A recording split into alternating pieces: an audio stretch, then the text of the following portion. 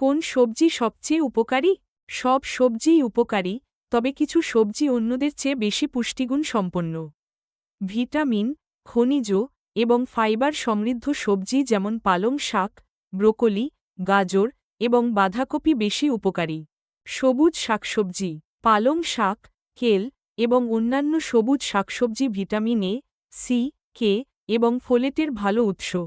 Cruciferous সবজি, broccoli, বাঁধাকপি এবং ফুলকপির মতো ক্রুসিফেরাস সবজিতে ফাইবার এবং অ্যান্টিঅক্সিডেন্ট থাকে যা ক্যান্সার প্রতিরোধে সাহায্য করে। মূলজাতীয় সবজি, গাজর, মিষ্টি আলু এবং শালগমের মতো মূলজাতীয় সবজিতে বিটা ক্যারোটিন থাকে, যা ভিটামিন এ এর একটি উৎস। অন্যান্য উপকারী সবজি, টমেটো, মটরশুঁটি এবং বেগুনের মতো সবজি ভিটামিন এবং খনিজ সমৃদ্ধ।